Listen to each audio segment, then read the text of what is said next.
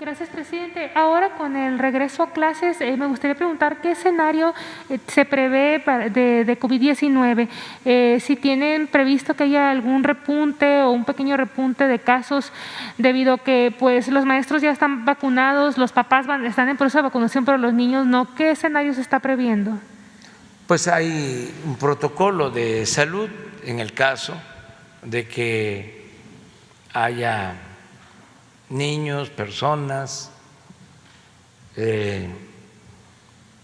afectadas, contagiadas, pues se suspende la actividad, se hace una revisión a todos, vamos a estar completamente, permanentemente atentos, pendientes, pero también necesitamos regresar a clases presenciales. Es muy importante, es necesario. No podemos seguir así. Fue una medida alternativa la educación a distancia, pero no podemos tener todo el tiempo a los niños, a los adolescentes frente al televisor. La escuela es el segundo hogar y no solo es conocimiento, es comunicación,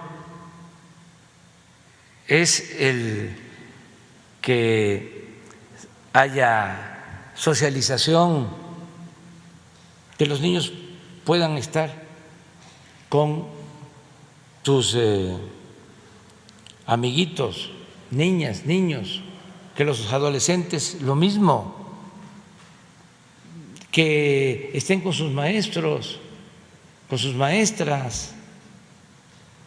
Eso es insustituible. Entonces pueden algunos con todo su derecho sostener de que no es tiempo, de que por qué regresar ahora, si se puede hacer cuando inicie el nuevo ciclo escolar. Pero imagínense cuánto tiempo continuamos así. El nuevo ciclo escolar pues inicia a finales de agosto y ya es urgente. Además, no es obligatorio, para que no vayan a hacernos manifestaciones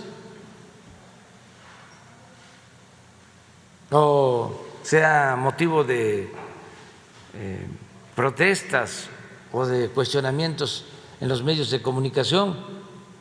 No, es voluntario, pero que se sepa que la Secretaría de Educación Pública ya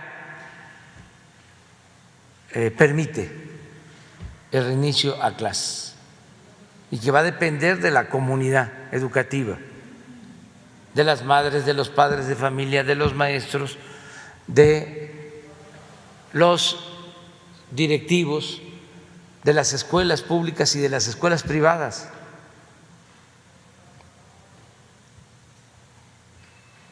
Y yo voy a seguir haciendo este llamado. Es mi obligación, porque es fundamental la educación y además tiene que ver con una mejor convivencia en nuestras familias como sociedad. No se debe ver a la ligera. Así como se debe garantizar el derecho a la salud, se tiene que garantizar el derecho a la educación.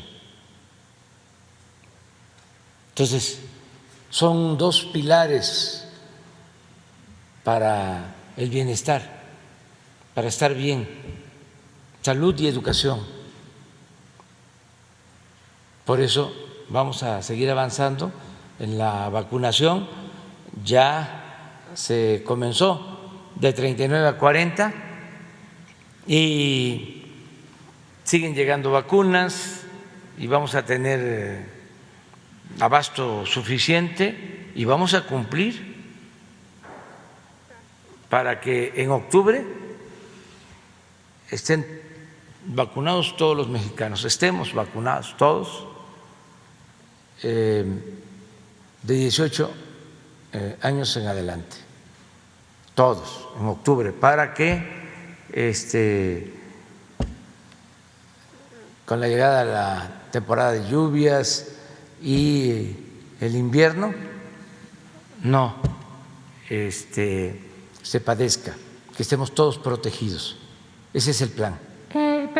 Presidente, quizás el secretario de Salud o el doctor Hugo López-Gatell puedan decirnos un poco qué panorama es el que se espera, o sea, si esperan un repunte o no se está bien previendo que haya un repunte tras el regreso a clases. A ver.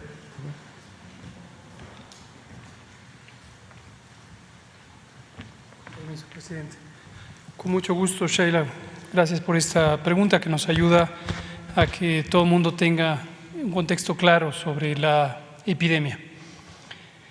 Algunos conceptos generales que hemos venido diciendo desde hace 14 meses. Mientras exista la epidemia en el mundo, puede existir en cualquier país.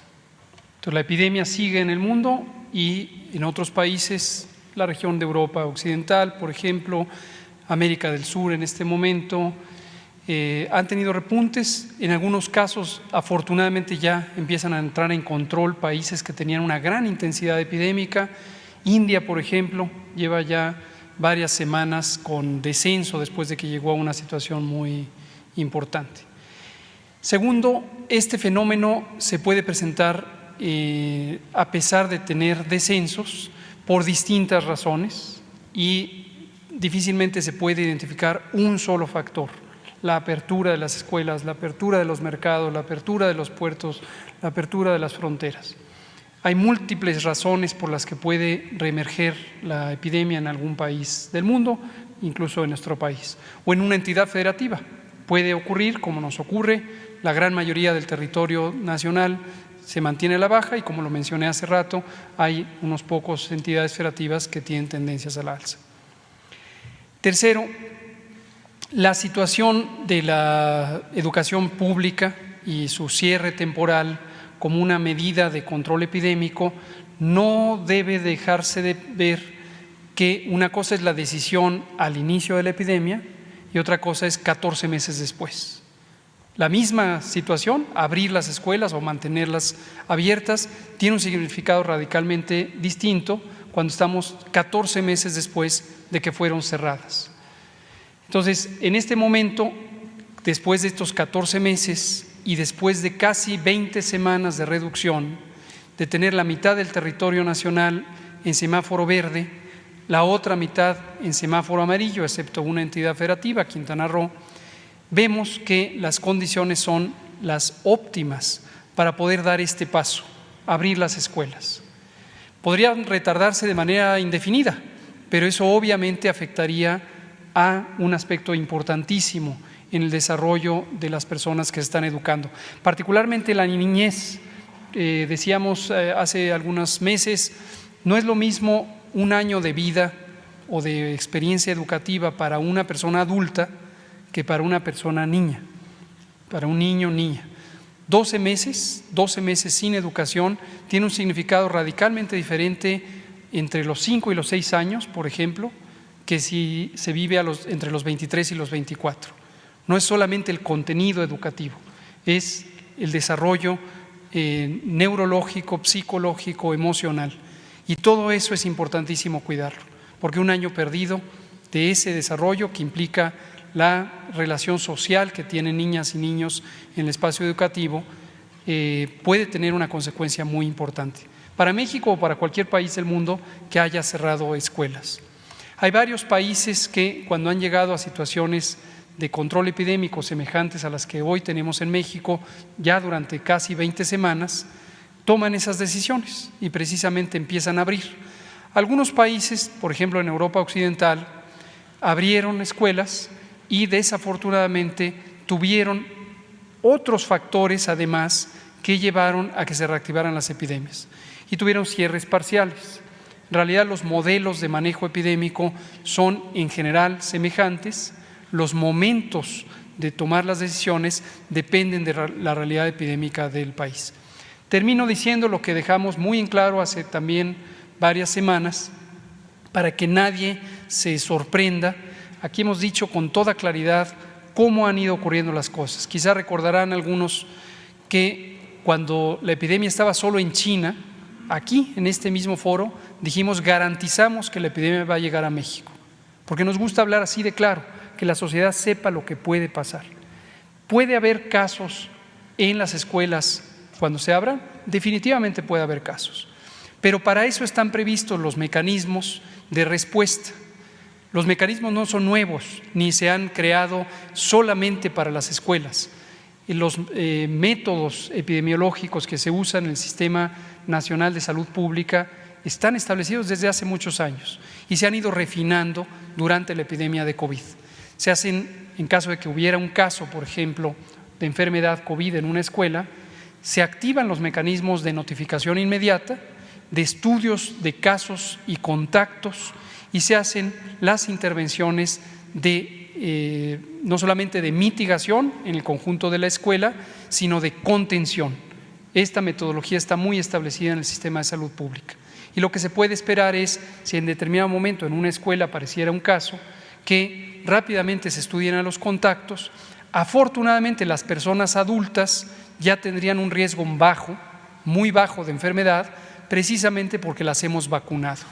Niñas y niños, adolescentes, ¿podrían contagiarse? Sí podrían, pero tenemos la tranquilidad de que la evidencia científica documentada en México y en el mundo a lo largo de la epidemia muestra que la probabilidad de enfermedad de consideración, enfermedad grave, es muy baja comparado con las personas adultas. Entonces da espacio, da oportunidad a la contención.